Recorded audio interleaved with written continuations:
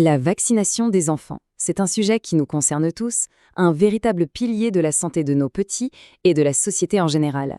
Aujourd'hui, on va décortiquer ensemble, de façon simple et claire, comment ce geste médical protège nos enfants et par la même occasion, toute la communauté. Alors, voilà notre plan de match. On va commencer par l'idée de base, la vaccination comme un bouclier. Ensuite, on va plonger dans le coulisses pour voir comment ça marche. Puis, on passera au côté très pratique. Pour qui, quand et quelles sont les précautions à prendre. Et on terminera avec le calendrier vaccinal marocain, un guide pas à pas. C'est parti! Bon, alors, qu'est-ce que la vaccination, au fond? Imaginez-la vraiment comme un bouclier. Un bouclier invisible, mais incroyablement puissant. Dans le jargon médical, on parle d'immunoprophylaxie active. Ça a l'air compliqué, mais en réalité, c'est assez logique. Immuno, c'est pour le système immunitaire. Prophylaxie, ça veut dire prévention. Et active, eh bien, c'est la clé. C'est parce que le corps ne reste pas passif. On lui présente une version inoffensive d'un virus ou d'une bactérie et il va s'entraîner activement à le combattre. La protection prend un peu de temps à se construire, c'est vrai, mais l'avantage, c'est qu'elle est faite pour durer. Et ça, c'est un point absolument fondamental. Quand on vaccine un enfant, on ne protège pas seulement cet enfant. On crée une sorte de rempart collectif. C'est ce qu'on appelle l'immunité de groupe. Chaque enfant vacciné contribue à protéger les plus fragiles, le nouveau-né dans la famille qui est encore trop jeune ou le petit voisin qui a un système immunitaire affaibli. C'est un geste individuel, mais avec un impact collectif immense, un vrai geste de solidarité. Ok, maintenant qu'on a vu le principe, allons voir ce qui se passe sous le capot. Comment une simple injection peut-elle déclencher une protection aussi sophistiquée? Tout est une question d'entraînement. Cette analogie, je la trouve parfaite. Le vaccin, c'est un simulateur de vol pour notre système immunitaire. Il permet à nos défenses de s'exercer, d'apprendre à reconnaître un ennemi et de préparer une stratégie d'attaque, le tout dans un environnement 100% sécurisé. Il n'y a pas de vrai danger, pas de vraie maladie, c'est juste un entraînement ultra réaliste. Alors, pour cet entraînement, il y a deux grandes approches. D'un côté, on a les vaccins vivants atténués. Ils contiennent le microbe, mais il a été tellement affaibli qu'il est incapable de nous rendre malades. Il déclenche une réponse immunitaire très complète et très longue durée. De l'autre côté, il y a les vaccins inactivés ou inertes.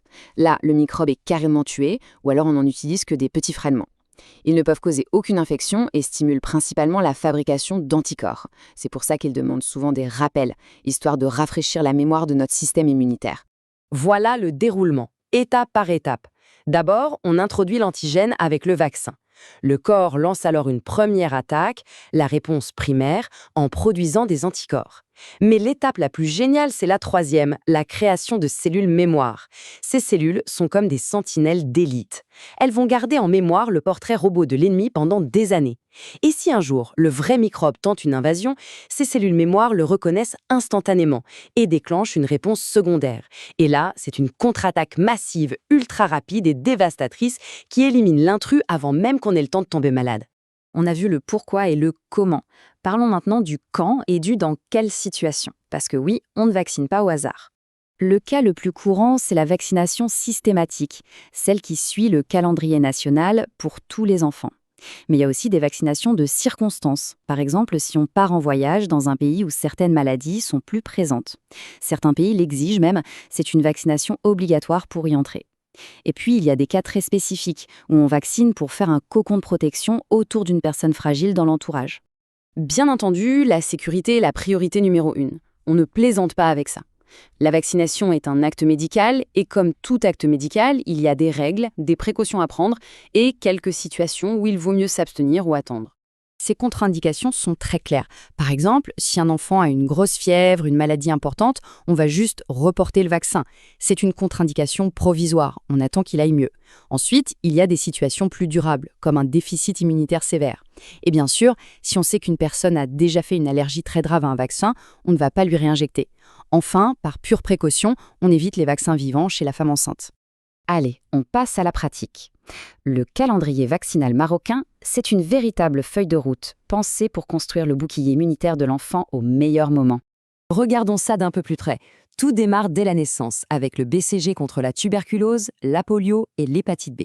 Ensuite, on a un bloc très important à 2, 3 et 4 mois. C'est le moment où les anticorps de la maman disparaissent, donc il faut que le bébé construise ses propres défenses. C'est là qu'intervient le fameux vaccin pentavalent, une petite merveille qui protège contre 5 maladies d'un coup. On ajoute à ça la protection contre le pneumocoque et le rotavirus. Après, on a des rendez-vous clés à 9 et 12 mois pour la rougeole et la rubéole.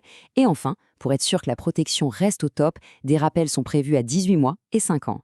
C'est un programme vraiment bien pensé pour une couverture optimale. Et voilà, on revient à notre point de départ. Chaque injection, chaque date respectée sur ce calendrier, ce n'est pas juste une formalité administrative, c'est une brique qu'on ajoute au grand mur de l'immunité collective. Un geste pour un enfant, un bénéfice pour tous. Finalement, on peut se poser la question, face à des maladies parfois redoutables, la réponse la plus puissante, la plus efficace, n'est-elle pas, au fond, ce simple geste de prévention? Un petit geste pour une immense protection. Merci beaucoup.